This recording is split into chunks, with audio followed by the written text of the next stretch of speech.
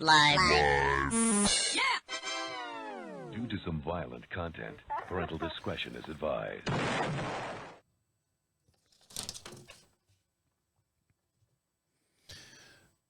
Might as well. Oop, wrong one. Sorry. I don't know what this thing is. I think it's a strip show, dance show. Work there, dude. Welcome to DeaconLive. DeaconLive. Welcome back, guys. On today's show, is your straight hair giving you cancer? And a lady came in for butt stuff and got more than she bargained for. And this hot sauce has got me triggered. And also, why does this town have more cavities than any other town in the area? All this and much, much more we discuss here on DeaconLive. How are you? How are things? How are things going? Are you doing okay? And let me just start off by saying I'm sorry. That's the only way I can explain it. But I'm sorry. I know everyone was waiting around last week for next week's show. And a lot of things just kind of popped up. I mean, one thing fell into another. My neighbor next door. Before I get started, we broadcast just outside of Charlotte, North Carolina, beautiful little town we like to call Marshville. We sit on about 22 some odd acres here. We have horses, chickens, cattle, dogs, cats, oh me, oh my. And make sure you follow us on Facebook as well. And the way you find all our social links is to go over to Prophet Radio, Prophet Radio.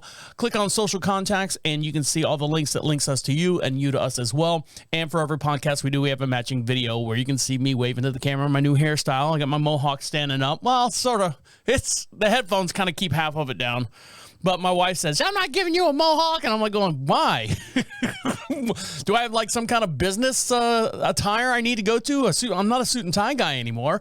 I was for many years, but not anymore.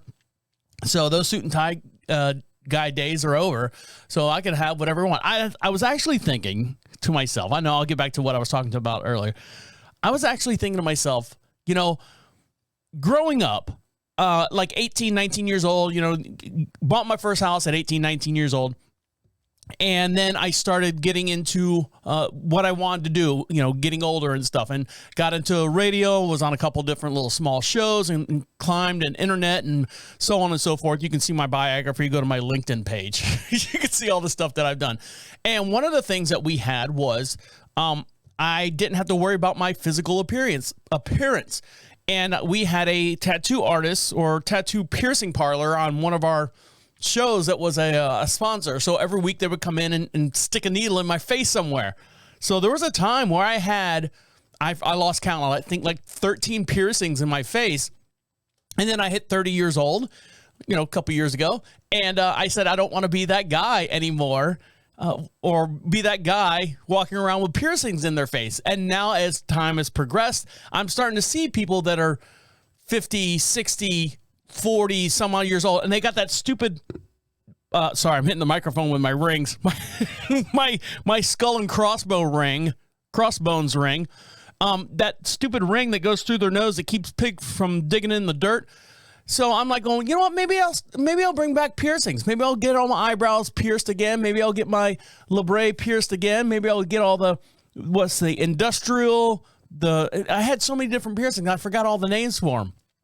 So maybe I was thinking about getting that done, but who knows? Baby steps, right? Baby steps.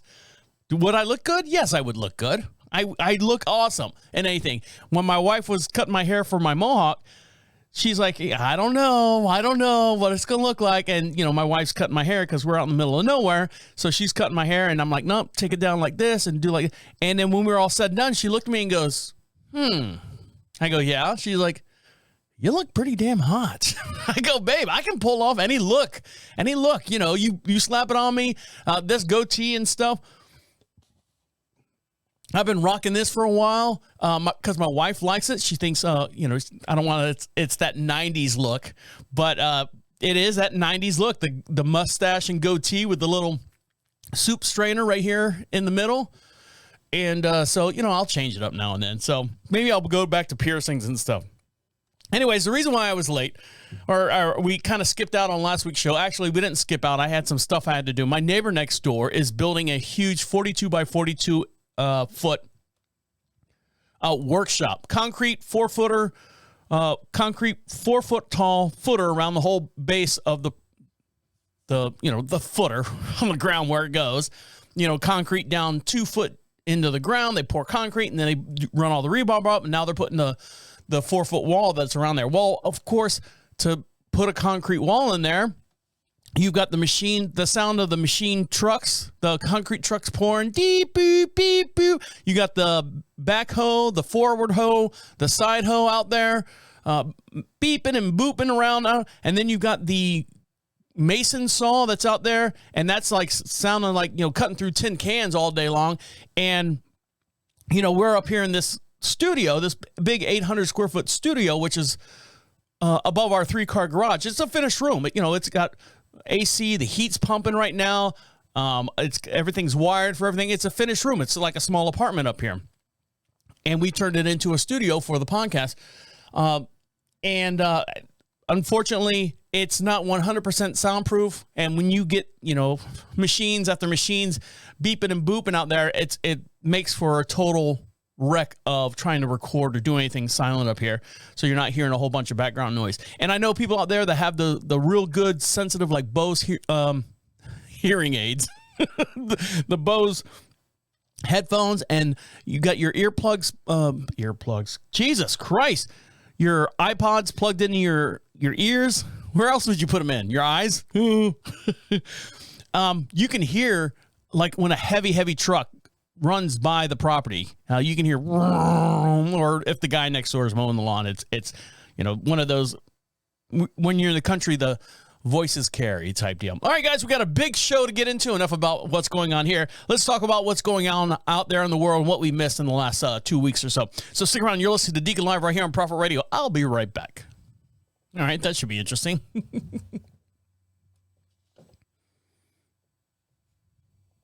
Welcome back to Deacon Live. Make sure you follow us on all our social networks, and the way you do that is go over to Prophet Radio, Prophet Radio. Click on social contacts. While you're over there, get yourself something for free. Fill out that little section there. It says free swag. We got some buttons, some magnets, some stickers, a whole bunch of stuff out there. Make sure you click on that, and we'll send you out something for free, just for being part of the show, just for saying thank you for listening to us and downloading us and sharing us wherever you are located at. And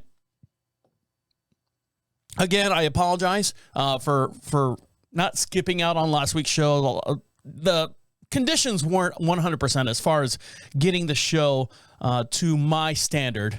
Whether it's your standard, I don't care, but to my standard, to make a nice product for you. It was just too much noise in the background all week long. They were banging and clanging and doing all the stuff next door, and it just wouldn't have made for a good show. And just the whole, it was a lot going on. So I apologize, and I'll try to make it up to you. Well, I am going to make it up to you right now. So we're doing this show, and probably be a little bit longer. Who knows? Who knows where the day is going to take us? Now, someone who doesn't know what's going on out there as far as this product, are you familiar with GIF or GIF, depending on what side of the aisle you want to argue about? And it's GIF. And you've seen them on your on Facebook feed. Someone will post something, it's a blinking something or a little dance of something like, hey, are you running to the store? And it's got Forrest Gump running out and down the road and out and down the road. These little short little segment clips that are out there. They're called GIFs or GIFs, like I said before. Well, they are slowly going away.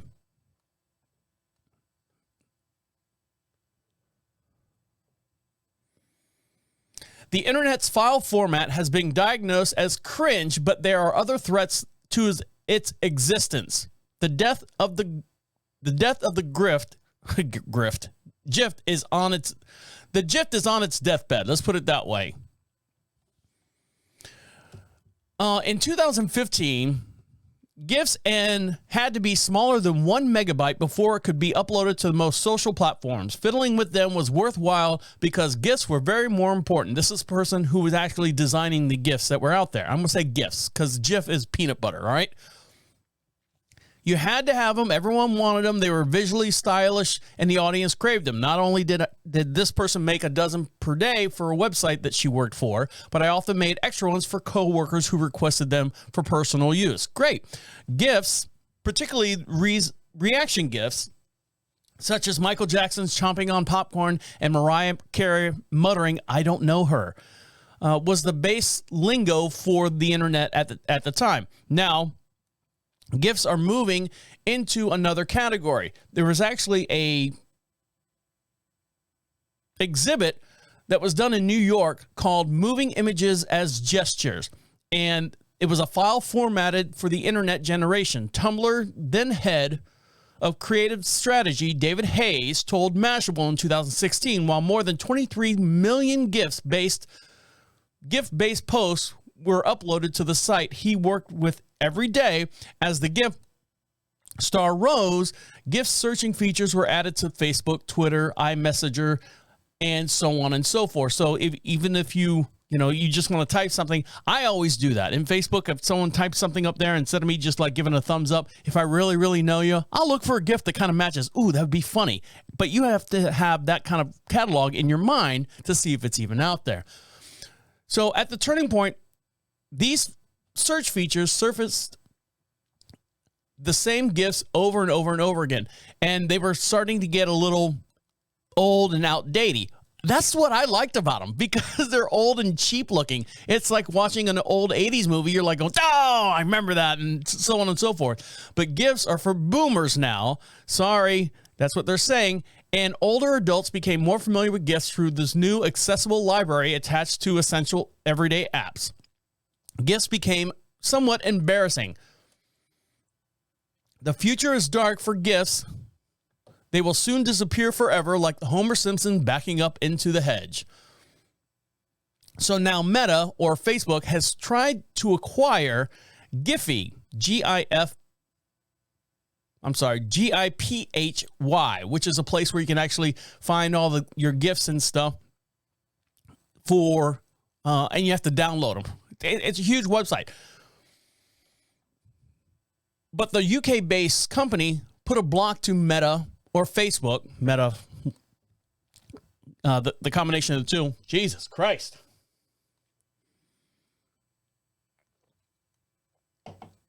From buying it. The attorneys for Giphy said that the way they actually blocked it was Giphy pushed back by roasting themselves, saying Giphy has no proven revenue stream of any significance. The Giphy company lawyers wrote in a filing with a competition of the Marketers Authority. No company other than Meta are interested in buying it. So we know that because we've asked Adobe, Amazon, Apple, ByteDance, Snap, Twitter, and they all said no. So basically they pushed back and said, you know what? We're not selling it to you because there's no real value to what we do. We just think it's fun and cheap. I don't think there's any real big advertisements on the side. But anyway, so you're going to start seeing the GIF. Did I say GIF before? I apologize if I did. It's not peanut butter. The GIF is slowly going away, and you're not going to see any more new ones that are coming out there right now. But this woman right here, she went in to get a new butt.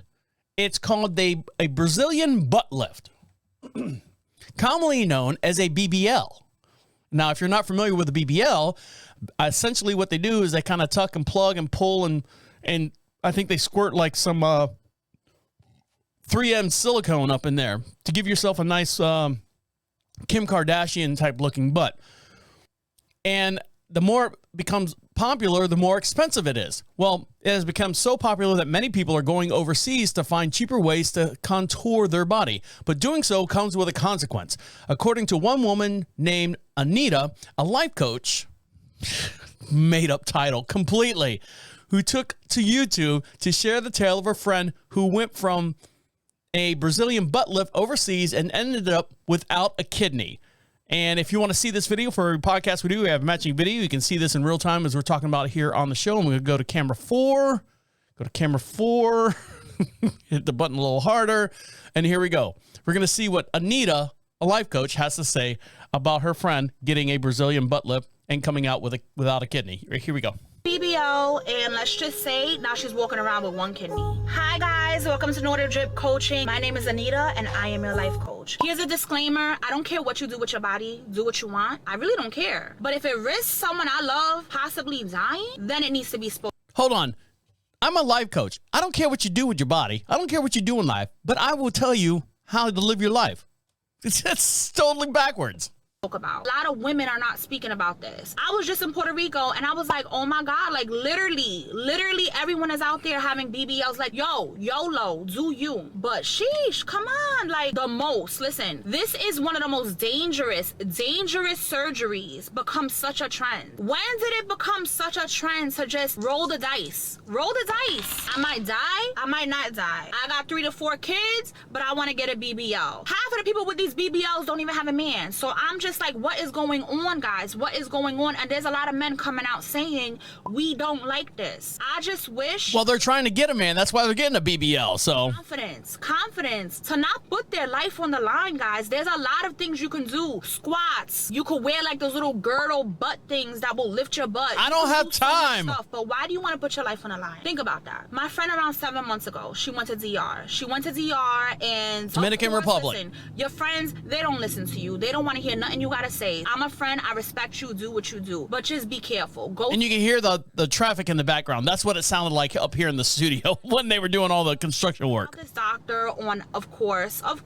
IG. One thing about IG that you have to know is these girls get paid to promote these doctors. Whatever amount you pay towards that doctor is being cash app to the same girl that's like, oh yeah, say my name, say I sent you. Yeah, they're getting a cut. She goes to DR, right? She gets the surgery done. She had lipo and she had a tummy tuck, and then she has a physical, right? But since then she was complaining. She was complaining of just body aches, headaches, you know, just feeling really heavy all the time. So she went to the doctor and the doctor tells her, hey, we just got your blood results. Why is your kidney count low? So then the doctor says, have you had any surgeries? Have you had any surgeries? Well, why is your kidney count low? All right, let's see.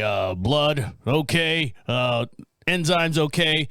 Kidneys, is there 2 in there? What? There's only 1? Kidney count is low.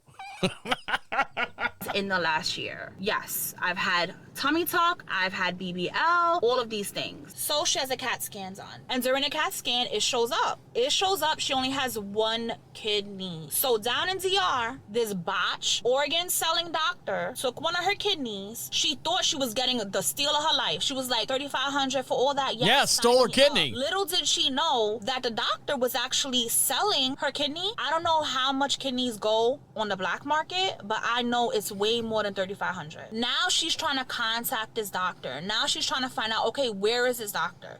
This doctor disappeared, guys. Disappeared. The girl that was on freaking IG, come to find out, that girl was not even real. That girl was not even a real person. No. That girl was a botch account, fake ass account. No. That account was actually taken down. It was shown that this girl that was like, oh yeah, my body this, and look at this doctor did this type of a job on me. All those pictures were taken off of Google. Those were Google stole pictures. So that wasn't even a real person. Okay? No. Say it's not so. Say it's not so. You went to a third world country to have a Brazilian butt lift is what they're calling it. Let me switch back to camera 1 so we can see it, see me, and we can all be friends.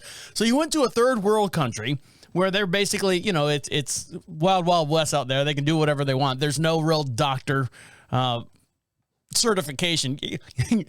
Like I always say about, it's like Dr. Nick from The Simpsons. Hi, everybody.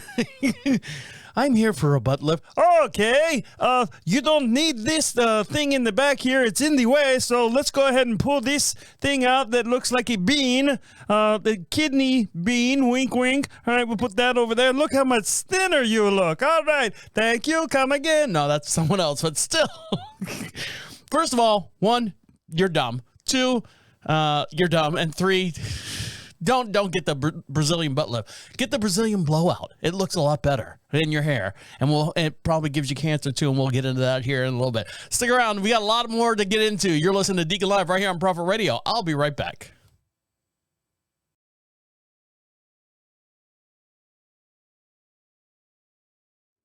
How about that? I don't know.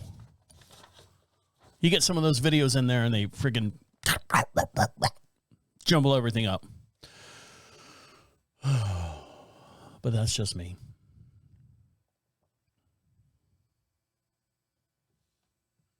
Oh, I gotta pull the articles. Stop looking at that.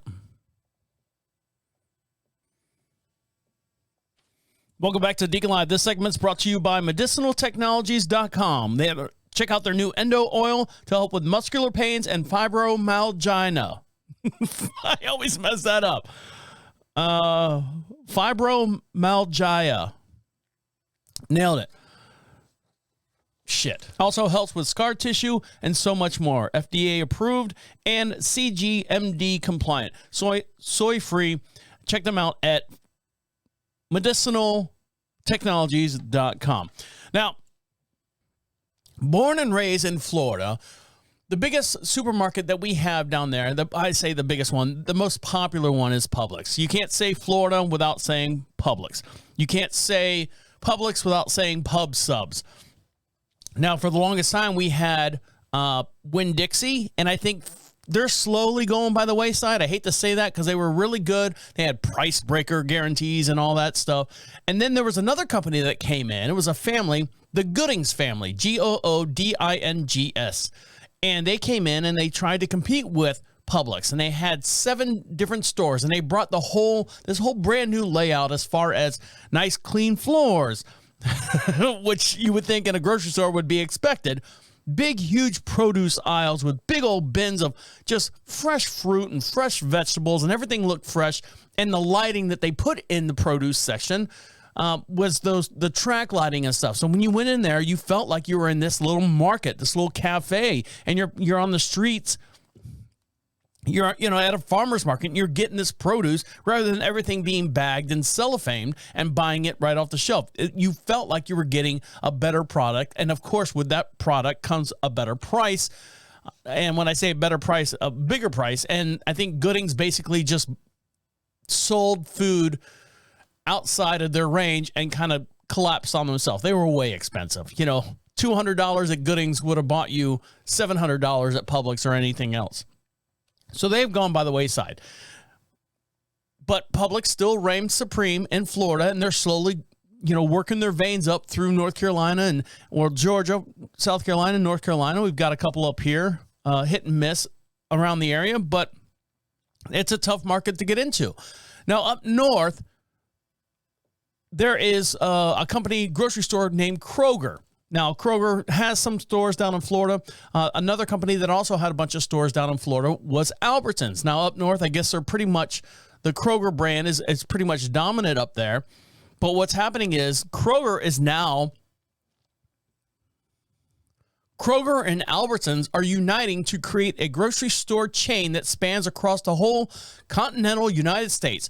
Kroger announced plans to purchase its competitors as part of a $24.6 billion deal, creating one of the largest grocery chains in the United States, with nearly a total of 5,000 stores.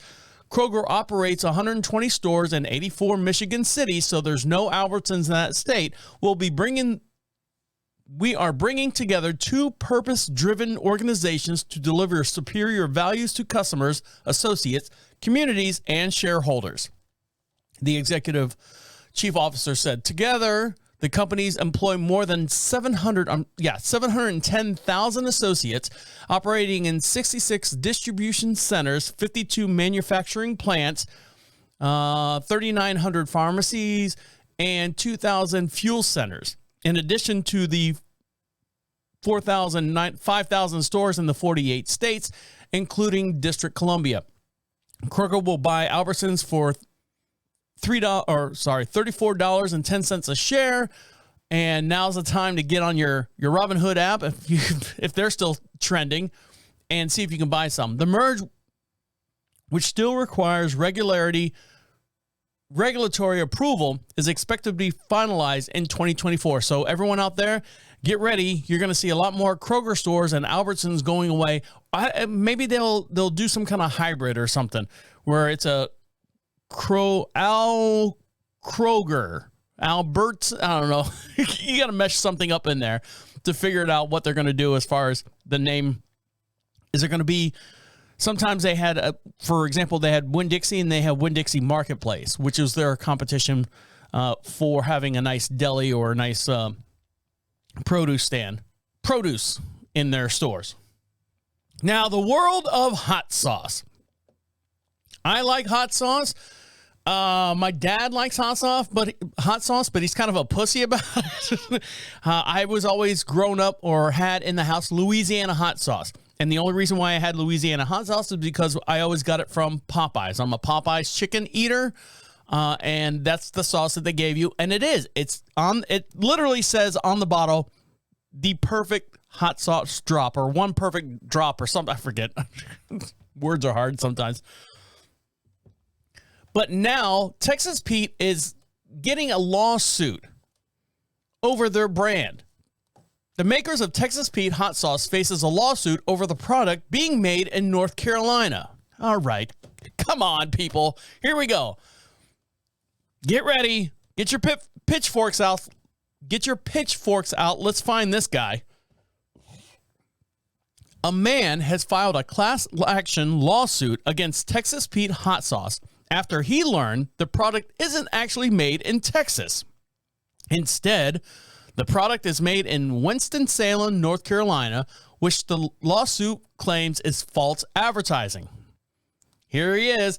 When California resident, there you go, there's your problem right there, Philip White purchased a bottle of Texas Pete at Ralph's Supermarket on September 2021, he believed it was made in Texas, according to the company. Now, hold on. Think about everything that you buy, and it's got some kind of brand, state, city, area.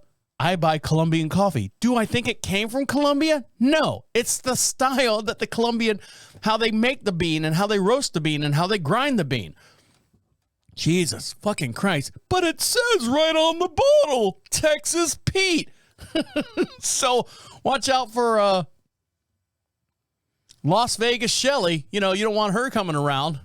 But she lives in Colorado. Oh, fuck me.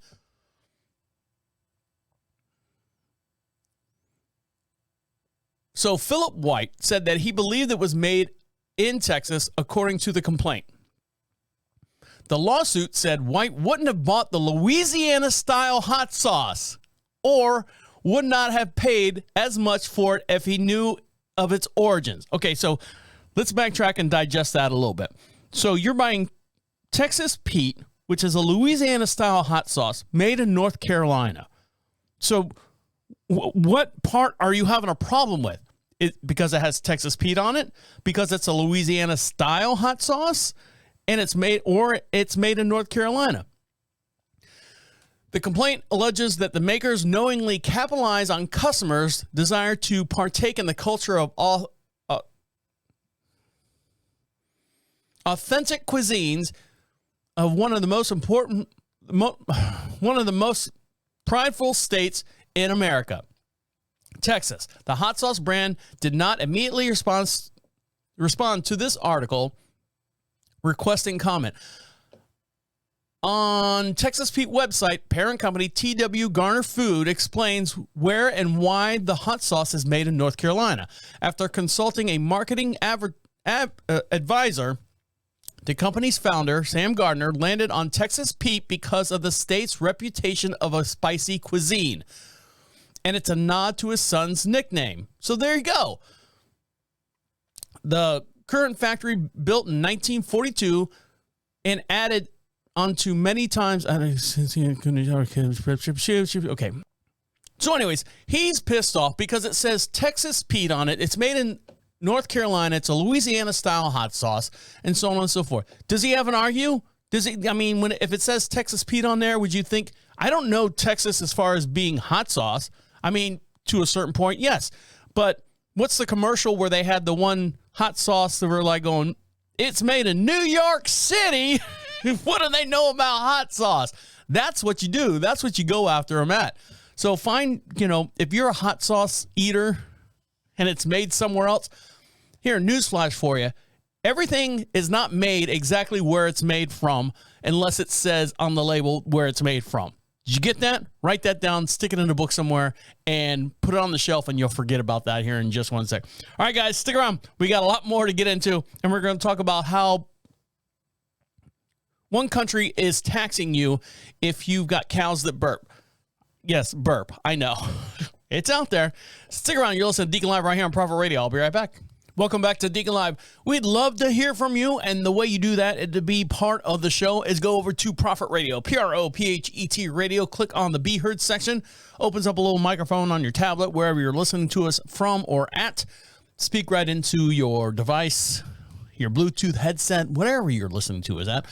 And it opens up and the message comes right to our inbox, and we'll play it on the very next podcast. If you have any questions, if you have any comments, or you just like to say hi, we'd love to hear from you. And that's how you can be part of the show. Go over to prophetradio.com, click on Be Heard. And while you're over there, get yourself some free stickers and magnets that we'll send out to you or ship out to you. Now, this time of year, I'm seeing it up here in the studio, believe it or not. Now, for those of you who don't know, we broadcast just outside of Charlotte, North Carolina, beautiful little town we like to call Marshville. We sit on about 22 some odd acres here. We have chickens, cattle, and dogs, and horses, and goats, and all that stuff that makes a farm a farm. Actually, we call it a franch. It's part farm, part ranch. We have a farm on one side and a ranch with all the animals and livestock on the other side. Now, here we broadcast, we have a 3-car detached garage. I know, baller, but upstairs is a completely 800 square foot finished studio. It's got, lighting and all that stuff wired. So that's where we broadcast our studio out of. Now, part of being outside and kind of detached from the house, the AC runs up here, but it's one of those split units. We only turn it on when we're up here, and when it's not on, little critters come in here. And this time of year, the stink bugs. We've never had them in Florida. We might have seen one or two. I'm from Florida, born and raised in Orlando. And I didn't see any stink bugs until we moved up here to North Carolina. Now, what's happening now is living in the northern United States could soon mean having to deal with a lot more stinky, invasive neighbors. As the planet warms up, easy on that, the habitat of this invasive stink bug could greatly expand throughout the nation's northern areas, as seen in recent studies. The brown stink bugs are known for terrorizing crops, swarming houses during the wintertime months to escape the cold. That's why they're coming up here, because it's nice and warm up here. The tiny bugs pack a massive pungent odor. If you kill them, they smell like they describe the remnants of cilantro, and for some other people, it smells like skunks. Will fill the air. The bugs have been detected in all 46 states, but are most popular along the East Coast from North Carolina, that's us, all the way to New York. Along the West Coast, not so much. They're considering both an urban nuisance and an agricultural pest in 15 states, according to studies published in the Pest Management Scientist, which I get all the time. And that's why my crops didn't do this well this year. My corn just took a dump on us. I don't know what happened. We couldn't get one cob of corn off of everything. So we just kind of ground it up and fed it to the animals. It's expected that the stink bug's habitat will shift further north, particularly in areas in the mid-Atlantic near the Great Lakes and West Coast valleys, including Sacramento, Ohio, Treasure Valley. That expansion, however, will depend on the conditions of the area, especially regarding to precipitation and what kind of migration efforts are put into place. So you might be seeing a little bit more stink bugs out there. I hate them because when they fly around, they sound like a bee, zoom, zoom, and then they land on whatever, and then you can't, they're bold. They're not scared of you. Like if you wave your hand like a fly, if you got a fly on something, you wave your hand, they fly off. A stink bug will land on something, and you wave your hand, and they'll just kind of, like they've got this big horned shell on the back of them. They're like, I don't care. So I take my finger and go, ping, and it's like flicking a frozen pea across the surface. It ricochets and bounces all over, ping, ping, ping, ping, and then all of a sudden it goes, bzzz, fly again. Now, something else that's happening in our animal planet is animal populations shrank on an average of 69% over the last half century, this study says. global animal populations are in decline, and we've limited time to try to fix it. Do we? Do we have limited time? I was reading an article the other day where it says, dinosaurs were around when dinosaur fossils were around. I mean, that's how long the whole dinosaur, it's not like they were here for like 100 years and all of a sudden, boom, they were gone. It took a long time for that species to be totally wiped out. Totally wiped out.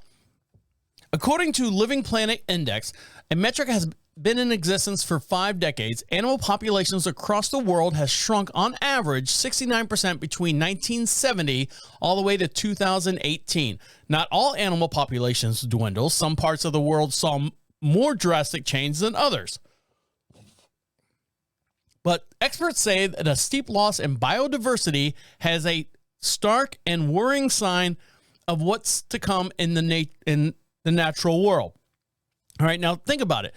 The population of us humans have grown. I think there was a comedian out there that says, well, there's too much humans here. We need some kind of thing that rattle us up and take out a third of our human population because we're not careful. We're not doing the things that we need to do. Everyone's trying to go electric cars now to save on oil, to save on gas, and save on, the biometrics of the planet and the heating of the earth and the core and stuff. Give me a break. You know how long we're here on this earth? You know how long we are here on average? 80 years. One person. One person's here 80 years.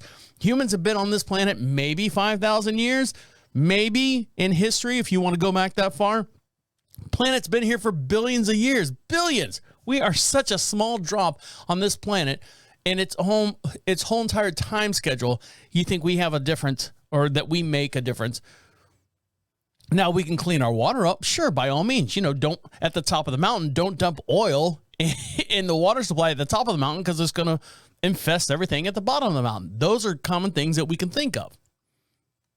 As far as everything else, I don't know. Take it for what you want. Not all planet populations dwindle. Some parts of the world have seen more drastic change, like I said before. This message is clear, and the lights are flashing red, says the WWF International Director, Gerald Marco Lambertini. According to the report's author, the main cause of the biodiversity loss is land use changes driven by human activities such as infrastructure development, energy production, and deforestation. So, yeah, I mean, if you dig up the ground where the groundhog lives, he's not going to have anywhere to go. So there you go. That's the problem. That's your problem. Don't blame it on the environment. Don't blame it on global warming. Blame it on us moving here and there. Even still, have you taken a flight over the United States and look down at all that empty space that's down there?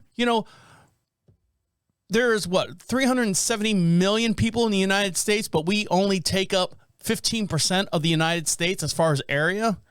So there's a lot of math out there throwing numbers at you left and right. Get your calculator out. Now, you want to talk about reducing the environment and making the world a better place to live in. In New Zealand, more than a dozen calves wait at a research farm in New Zealand to be fed some kombucha.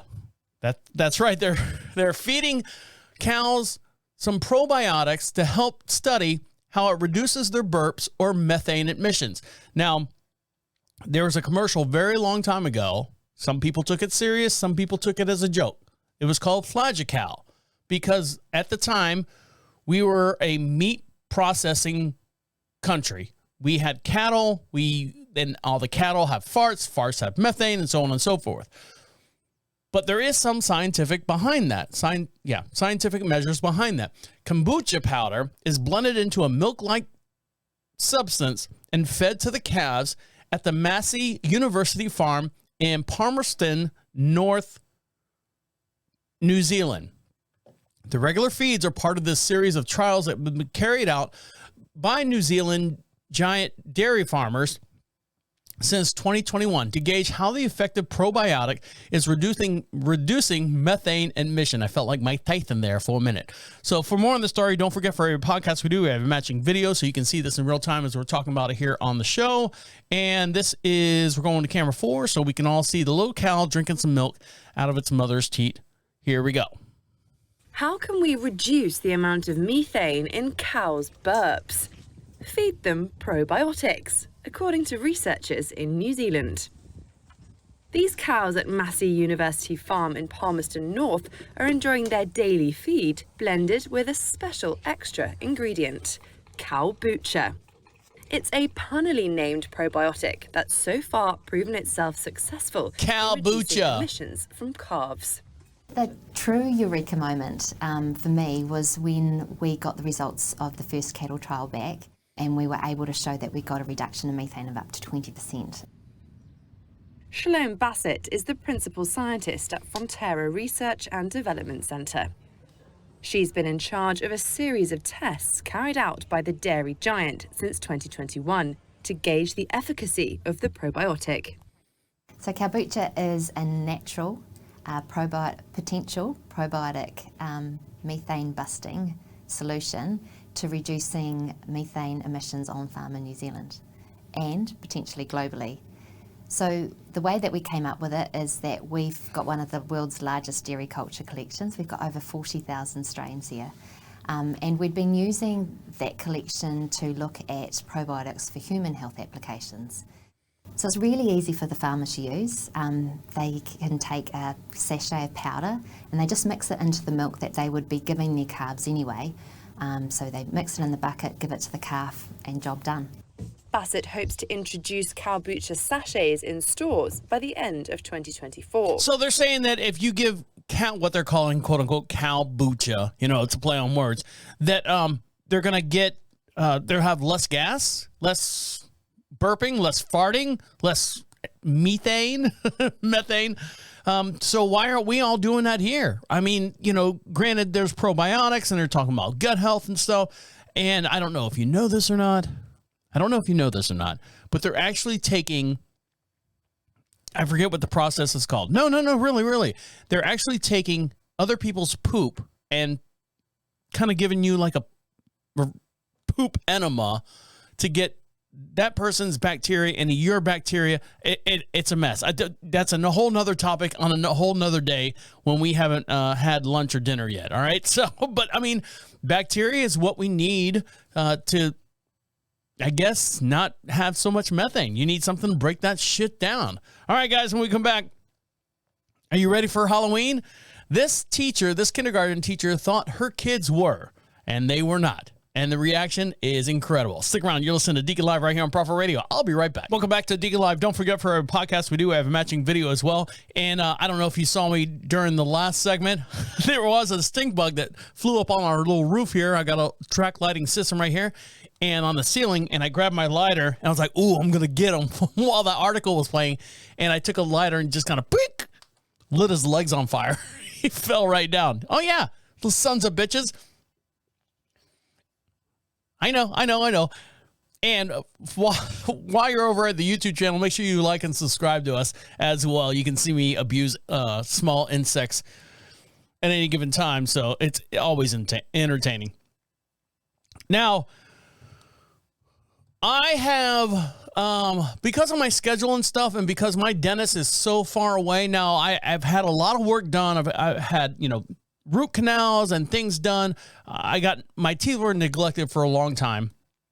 And once we got settled in where we were going to be, my wife and I got married and stuff. I said, you know what, let's get this fixed. So got everything fixed.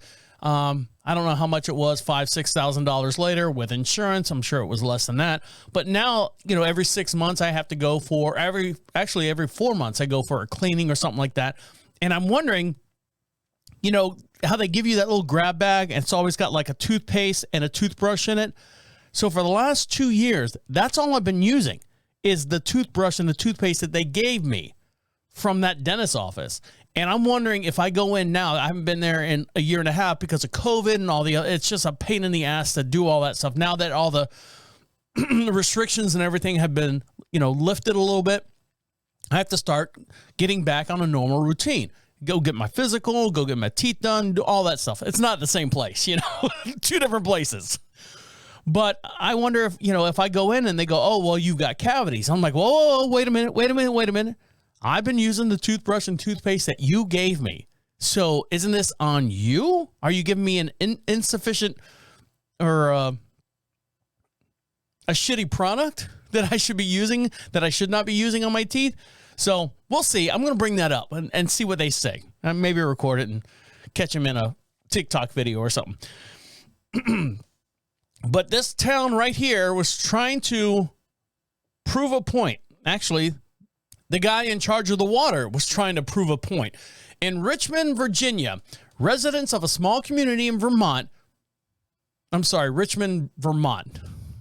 In Richmond, Vermont, residents of a small community were blindsided last month by the news of an official in their waterway department quietly lowered the fluoride levels for nearly 4 years ago, giving rise to the worries of their children's dental health and transparent in the government, highlighting the disinformation around water fluoridation in the water. Katie Mather, who lived in Richmond, a town about 4,100 people, northwest of Vermont, said that in the Water Commission meeting this week,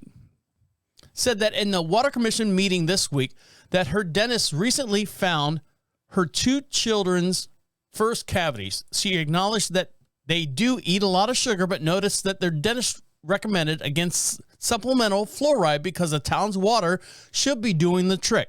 Her dentist, quote, was operating and making professional recommendations based on the state standards that we all assume was being met, which they were not, Mather said. In fact, that we didn't have an opportunity to give the information of the consent that it gets me. Okay, I don't understand that. In addition, the fluoride to the public drinking water system has been routine in communities across the United States since the 1940s and 50s, but still doesn't sit well with some people. Some countries don't fluorinate their water for various reasons, including feasibility.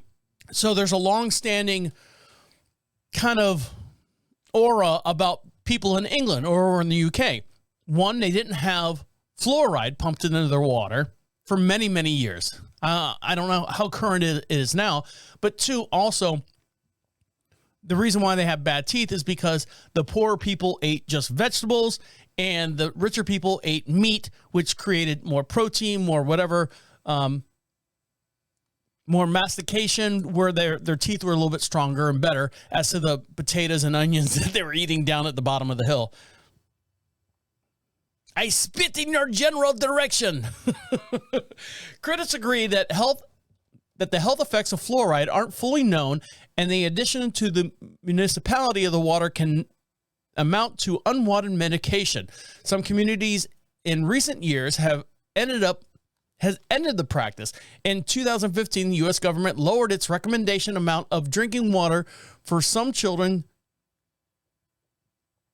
got too much of it, causing white splotches on their teeth. So if you got, white splotches on your teeth, a little bit too much fluoride in the old tap there.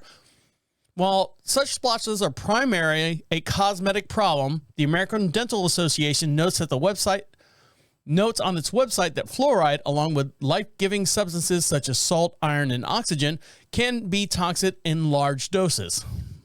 So the superintendent explained why he cut the fluoride levels in the water for this small town. Kendall Chamberlain, Richmond's Water and Wastewater Superintendent, told the Water and Sewer Conservation Commission in September that he reduced the fluoride levels because of his concerns about the changing its sourcing and recommending fluoride level because of his concerns about changing to its sourcing and recommended levels. So I guess they were trying to put it up or put it down. I'm not sure. He says he worries about the quality control of fluoride used in U.S. drinking systems because it has come from China. All right. The assertions that echoes unfounded reports about Chinese fluoride. Oh, because the fluoride's coming from China. There you go. That have circulated online for many, many years. He also said that he doesn't think the state's recommended levels of fluoride is warranted right now. This is what he said. My duty is to take reasonable care for judgment and the protection of the public health, safety, and environment of my customers, he said, by adding also, to err on the side of caution is not a bad position to be in. Chamberlain did not respond to the Associated Press seeking an email for his comment as well. So what they were doing, you know what? He might have every right, but if he was to say, all right, folks, before you burn my house down, listen, the fluoride that we're getting, it's not U.S. fluoride. It's Chinese fluoride. Well, their teeth are nice and white and shiny. Yes, they are. But maybe a little too white and shiny. I don't trust them. I don't trust the Chinese and what they put in their water. Don't drink tap water from China, and they're trying to put this stuff into ours as well. So there you go. Don't. He didn't trust them, and yeah, he's got every right to, but he needs to bring it up to people. Say, look, this is what we're doing. This is the Chinese fluoride, and so on, and this is the U.S. fluoride, and how do they compare together? And I don't know. He's probably a red guy. You know what I mean? Now, Halloween's right around the corner. Speaking of brushing your teeth and getting too much sugar and stuff, Halloween's right around the corner. And, of course, I'm waiting for it. I think Halloween's, today's the 19th. Halloween is, 12 days away? Less than 2 weeks. I'm ready for the whole woke Halloween thing that's coming up. I know it's coming because, think about it, this will be the first real true year that we've been able to go out and go trick-or-treating. We've been able to go out without mask on, literally like regulated masks, not the Halloween mask. And people, there's so much happened in the last 2 years or so where people are going to say, oh, this would be a great character. I've already seen the Jeffrey Dahmer characters coming out because of the hit on Netflix. I've seen a whole bunch of other stuff, but people are going to be triggered. They're going to be woke, and everyone's going to be, oh my God, I'm offended. We're all offended. We should shut all this down. Give it another 10 years, 5 years, 6 years, depending on who's in charge and who gets in office. Halloween is going to be abandoned.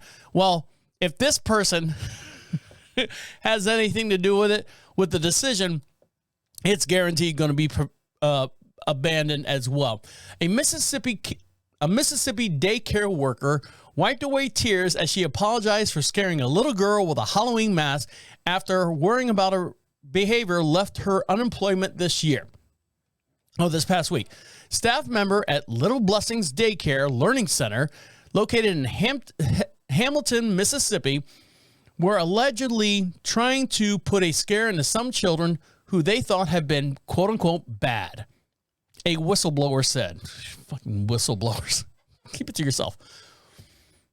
4 employees at the facility were fired from this incident that was shown here in this video. And don't forget, for your podcast we have matching video. I'm going to play this here in just 1 second. You tell me if it was bad. Speaking out after the troubled videos went viral on social media, one daycare worker who referred to herself as CC insisted that the act was not ill-intentioned. It was meant to be, I wasn't meant to harm anybody. It was ill-intentioned. It's what they said. The teachers are asking me if I would do... Hold on. Another quote that she says, the teachers asked me if I would do it or if they could use the mask to get their class to listen or clean up. I'm not a child abuser. So basically, they're scaring these kids into behaving. Workers claim that she made her plan of scaring the children known to the other members of the staff, but failed to disclose it to the daycare owner, Sheila Sanders, who owns this daycare. The daycare is under investigation after workers caught on video appearing to terrify children while wearing a mask from the movie Scream. It's knockoff Scream. According to scare the children into behaving. So if you want to see this video, let me switch it over to camera 4 so you can all see it as well as we're talking about it here on the air. And here we go. Let me blow this up. Here we go. You tell me. All right, so this is a daycare. So the seats and everything are really, really low. The tables are low, the chairs are low, the kids are low. So here she is. She's got just a regular outfit on, and she's got a black Scream mask on. You know, the white mask with the black eyes and then the black whatever headdress that wraps her whole entire head. So here you go. Are you being bad? Are you being bad?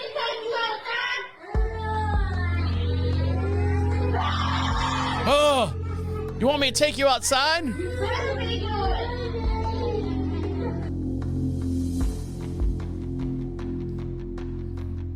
So that's what she said. She's like, you want me to take you outside?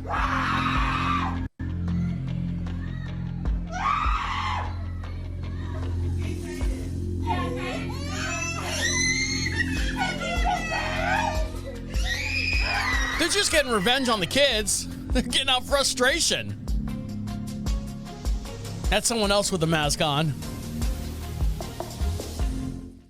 So, yeah, I mean, all right, I will admit, it's a little over the top for scaring kids into behaving, but don't we do that somewhere else in our society? Isn't there a program that takes kids that are bad and does them through the jail system? It's kind of prepping for them. She's not going after the good kids. No. She's going after the kids that they deem bad in this daycare. All right, guys, stick around. When we come back, a couple more things to talk about, and I'll let you get back to enjoying the rest of your day. You're listening to Deacon Live right here on Prophet Radio. I'll be right back. Welcome back to Deacon Live.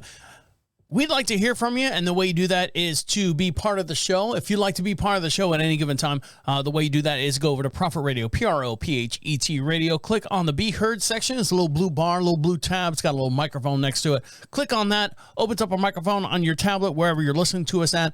We'd love to hear from you, and you can be anonymous, whatever you want. If you want to say hi, you have any questions about the show or anything like that, or any questions you want to ask me personally, great, no problem. Get those questions in or your comments in, and we'll play it on the very next podcast as well. And while you're over there, grab yourself something for free. We got some magnets, some stickers, and all that stuff to give away just for showing up and being part of the show. It's that easy, guys. All right, guys, so drive-thrus. I can't, because we live out here,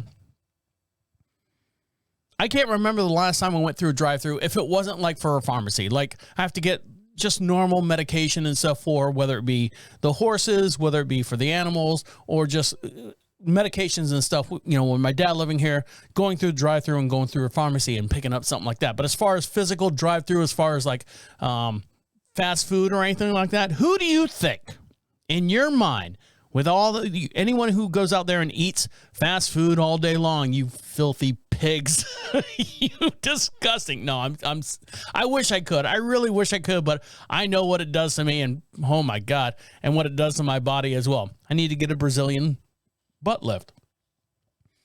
But who do you think is the fastest drive-thru out there, and who is the slowest and worst drive-thru out there? Now, if you live in our town, the beautiful town of Marshville, which is just outside of Charlotte, North Carolina, we have two fast food joints. We have a Wendy's, which is on one corner, and then a Bojangles, which is on almost kind of like 2 blocks down, same corner. And they can't figure out how to keep the doors open. It's one of those, nobody wants to work. Nobody wants to, show up to work and do anything. So it's weird because Wendy's, for whatever reason, will shut down at like 3 o'clock. Yeah. Can you imagine that? Imagine your Wendy's in your town shut down at 3 o'clock because no one will work. Nobody shows up. They did the breakfast shift, lunch shift, 3 o'clock. I'm out of here. Man, I'm out of here. It's 3 o'clock. I got stuff to do. I got to pick up my little baby. I got to get out of here. I can't stick around. You ain't paying me nothing but $27 an hour. I can't stick around for this because that's the extreme that we live in. But as far as like the drive-thru, you can't find someone to work the drive-thru. I would rather shut the inside stuff down and just do the drive-thru all day long. That way, at least you can keep the doors open 24 hours. All right, managers out there, you hear me? Your little fast food restaurants, shut the lobby down. Just keep the drive-thru going. And just, you still got to get people to work there. I don't know. I don't know what the answer is. But who do you think has the best drive-thru as far as getting your food out quick and 100%, and who's got the worst? Well, there's a study out there. Of course there is. There's 3 people involved with it. There's a study behind it.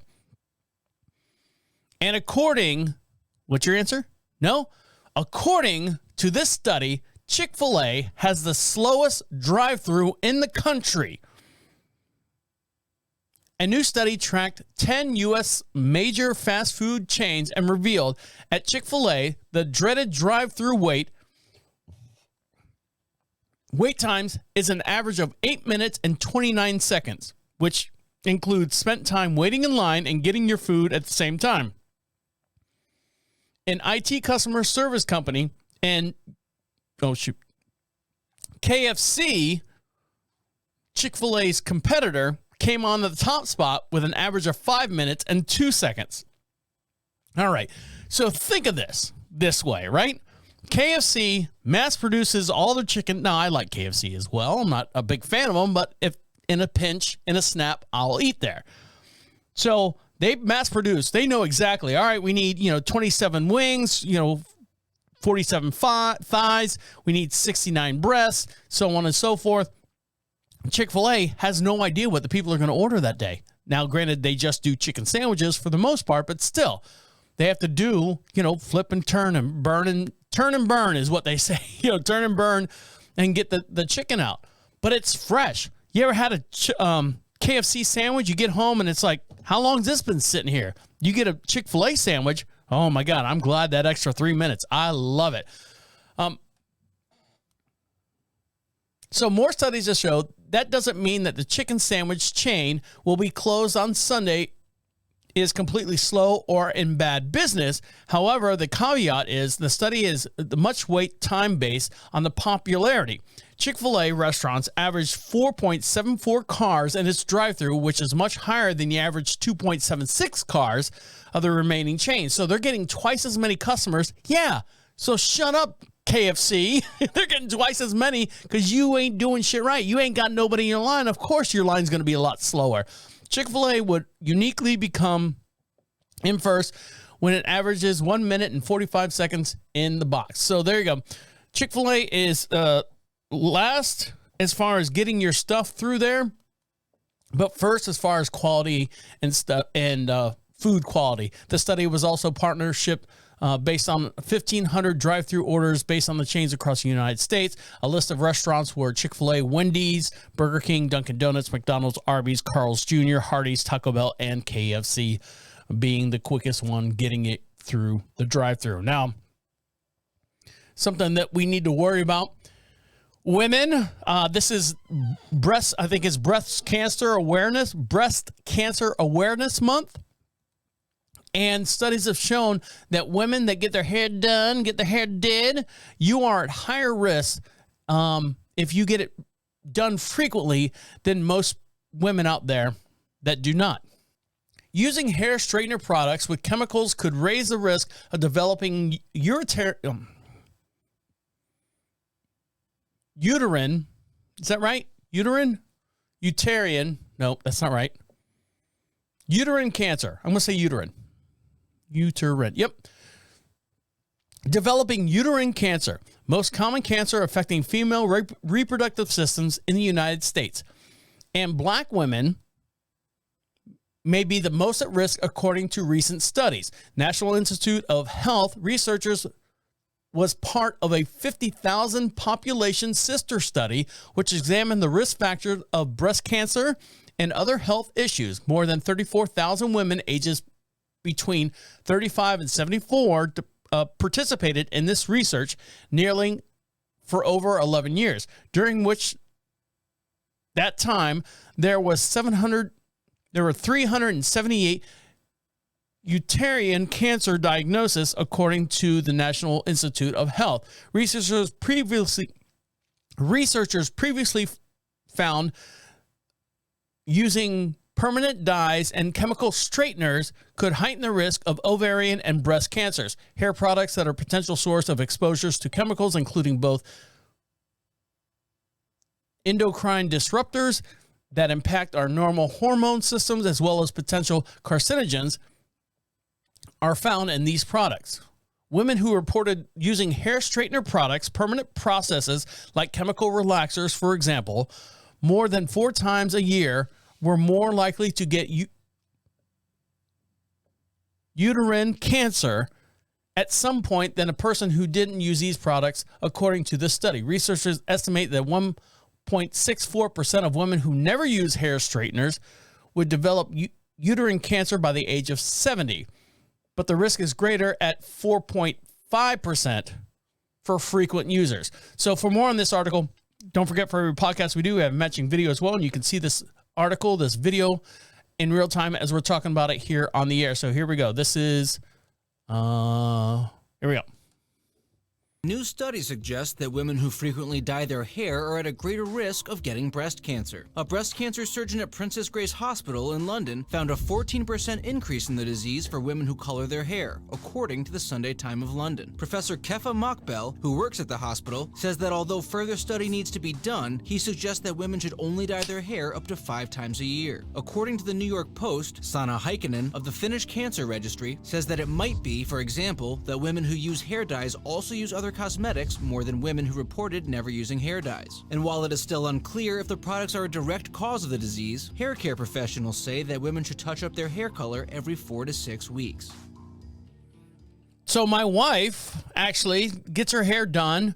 Well, when she, hold on, shut up.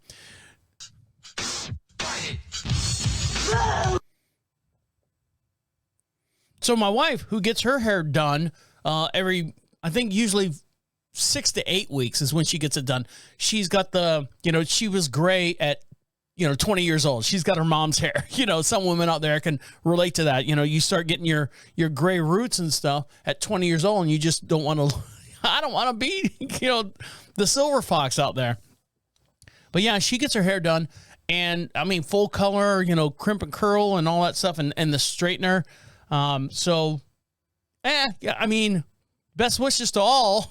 Is that the right thing to say? Be careful out there, or there's going to be a lot of nappy-headed hoes out there running around because they don't want to get cancer. I understand that. Please. It's refer back to someone else. All right, guys, stick around. One more little segment to get into. And for all you Lego fans out there, the ultimate Lego set has come out, but it costs more than the actual product that it represents. Stick around. You're listening to Deacon Live right here on Prophet Radio. I'll be right back. Welcome back to Deacon Live. Make sure you go over to Medicinal Technologies and get your endo oil. Helps with muscle inflammation and as well as healing scar tissue.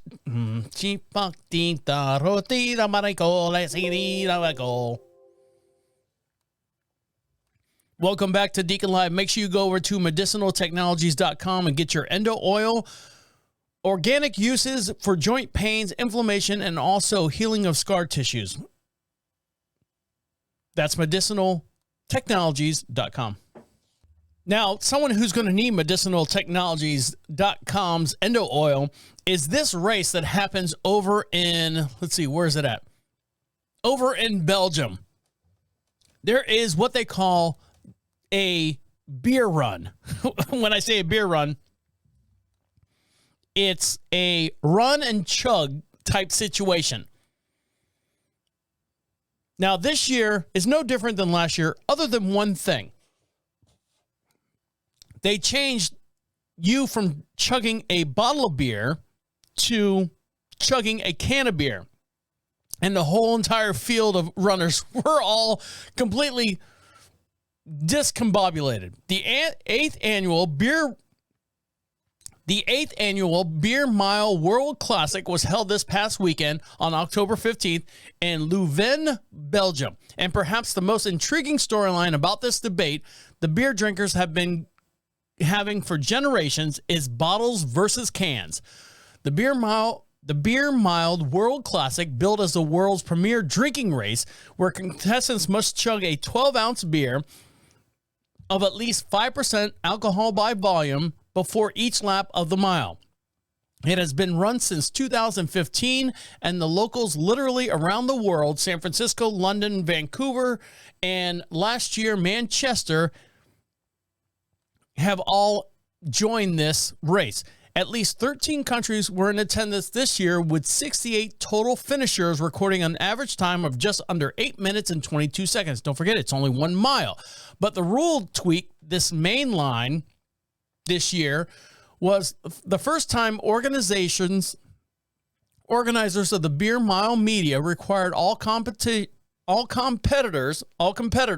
to use cans instead of bottles, which in previous events have been a choice of more runners. Bottles are known to be quicker to chug and create less foam while chugging. Beer Mile's chief chug officer, Chris Robertson, explained it via email. The main reason cans were used this year is because the host of the venue does not allow glass on the premises, which makes sense, like running on the beach.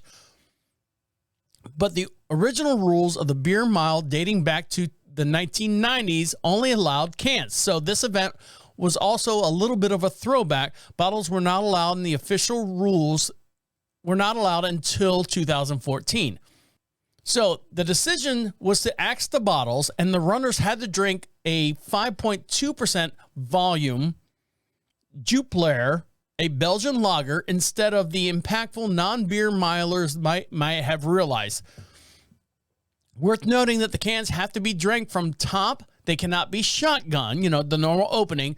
And the switch to cans definitely made time slower, Robertson said. Yeah, I'd be puking. If I ran and had to drink all that foam at the end, I would puke. Canadian Corey Belmore won the men's race for the second year in a row. After setting a new beer mile record with 4 minutes and 28 seconds. Jesus, hauling ass in 2021. This year, he was only able to lay claim to the new canned beer mile record after finishing just under 4 minutes and 50 seconds. All right, so he was off by 12 seconds. That said, the back-to-back champion didn't have much need to run any faster. He won the race to the wire by beating the second-place finisher, Sweden's Emil Granskvist, by 15 seconds. Meanwhile, cans or not, the women's race was a little bit more chaotic. Imagine that. Not a White Claw. America's Elizabeth Lester crossed the finish line with what would have been a world record 6 minutes and 15 seconds, but she was disqualified for drinking outside the allotted 9-meter chug zone. The second person to cross the line, Britain's Laura Ritchies, was also disqualified, and so America's Melanie Posdol was declared the winner despite technically crossing the line third with a time of 6 minutes and 41 seconds. And yet, Robertson says the cans weren't to blame. There were a normal amount of disqualifications this year. The main reason for the athletes getting disqualified is having more than 4 total ounces of foam or liquid remaining in the 4 beers that they chugged during this mile competition. Containers are collected during the race and measured for accuracy during the race. Even when using bottles, athletes still run into disqualifications issues if they're not patient about getting all the beer out in the chug zone. This is the first time where a person who won the world championship race ended up getting disqualified. When you are going that fast and chasing the world record time, sometimes mistakes are made. So can to beer to bottles. Women just couldn't figure out how to do it. No, they did fine. It's a lot more I would squeeze. If I had a can, I would squeeze. Maybe there's something in the rules where you just totally stone cold Steve Austin, squeeze, half of it runs down your face and, a third of it goes into your mouth. Now, the moment you've all been waiting for, Legos, which they have never seen a recession. I'm sorry. Every time I go to see Legos, there is 15 different sets, 50 different styles. It's Harry Potter. It's something called Ninja Warrior. It's something called Star Wars. It's space. They bring in City back. They're bringing all these different platforms, and Legos got their hands in it. I was showing my wife the other day, because I do all the grocery shopping in the house because, she stays at home and works, and I've got time on Friday. I go grocery shopping, and I always walk down the Lego aisle, and I look, and I go, God damn, these things are expensive. And so we went grocery shopping because she took last Friday off. We went grocery shopping, and we walked down the Lego aisle, and I'm like, oh, look at that one, babe. Look at that one.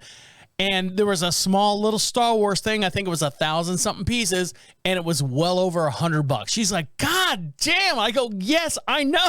And she's like, come on, let's go next aisle. And I'm like sitting there looking at them like a kid in a candy store. I'm looking at the Legos. I'm like, oh God, I can make something with that, make something with that, make something with that. And I say that, and she's bought me like small little $30 Lego sets, and I build them, and they just sit on the shelf. I don't do anything with them, but back in the day, my childhood, that was my imagination. That was my creativity, was playing with Legos, building these huge metropolis scenes and stuff. Now, Lego right now has built this huge metropolis of a car. and that has just showed up to the Paris Auto Show. A life-size Lego Lamborghini made 100%. I say 100%. The tires are not Lego. Everything else is Lego out of the car. Now, the car does not run, but if you'd like to see this video, make sure you go over to Prophet Radio. Make sure you like us on YouTube. Make sure you like and subscribe as well. And I'll show you this car, and then I'll show you how they actually made it in time-lapse form. So here we go. This is a car that they made that appeared at the Paris Auto Show. It's the Lego Lamborghini.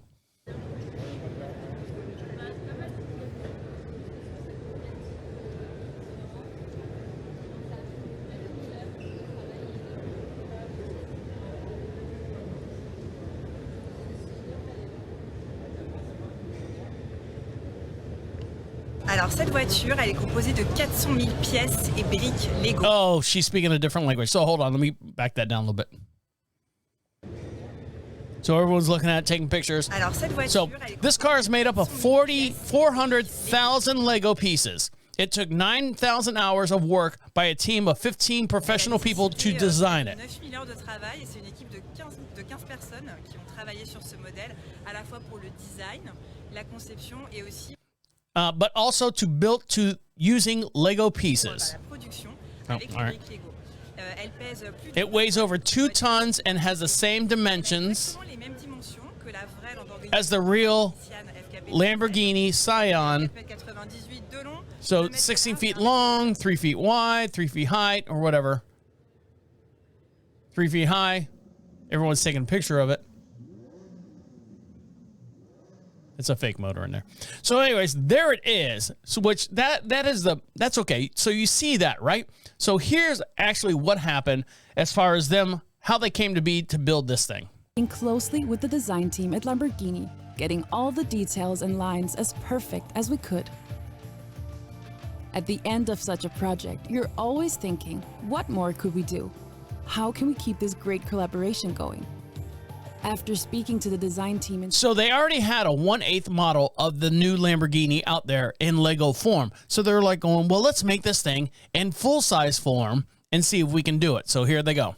FKP37 to show what's possible with the Lego Technic system. With this in mind, we headed to the Lego facility at Kladno in the Czech Republic. It's here that all those amazing outsize models and sculptures you see in Lego stores and Legoland parks are built. If anyone could make this happen, it would be them. We looked once again at the design cues of the Sian FKP37 and closely studied the iconic Lamborghinis of the past. From our discussions with the Lamborghini design team, we realized that hexagon shape was something that played a major part in both the Lamborghini and the Sian FKP37's design history. They started sketching and determining how the hexagon shape could be the foundation for the car's design. The engineers went to work figuring out how this huge complex structure could be built. And then the expert builders started their work.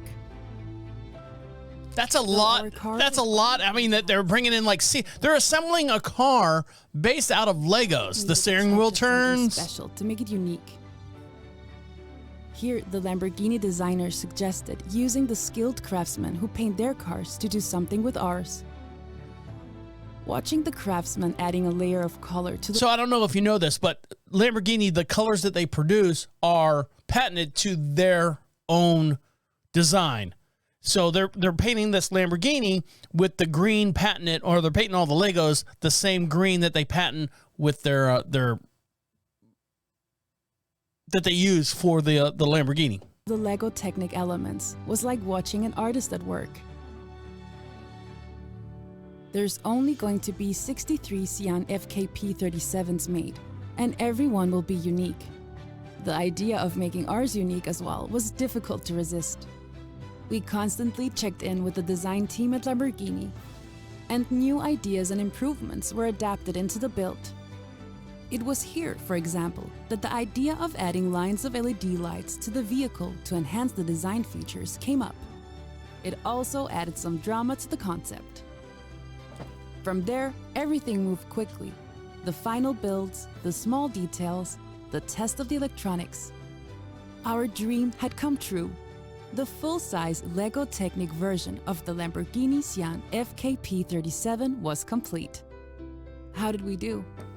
It's really not up to us to say. It's the Lego fans and the supercar enthusiasts that will decide. But we're proud of the car. So they said that there are only actually, 63, 67 of the actual Lamborghini of this style is going to be made. And then one of them is a full Lego. And there's a lot of stuff. 400,000 pieces of Legos. The only thing that's real on it is the logo and the tires. Now, there's no engine or anything like that. And, of course, they some kind of integrated like LED lights throughout the body. So if you want to see this video or any video that we talk about here on Deacon Live, go over to Prophet Radio, click on social contacts, and you can see for every podcast we do, we have a matching video. Make sure you like and subscribe and share to us. While you're over there, we'd love to hear from you. Click on that little blue bar at the very bottom of the page, says Be Heard. Opens up our microphone, speak right into it, comes right to our inbox. We'll play it on the very next podcast. You can be part of the show right here on the air with me side by side. And while you're there, also get yourself something for free. Fill out that little form there, and we'll send you out some magnets, some stickers, and all that stuff for being part of the show. All right, guys, on that note, I'm going to let you get back to enjoying the rest of your day. My name is the Deacon, saying good night and good night. Wait, come back. This is the end. The absolute end. Écoute-moi. See you later. How do I do it?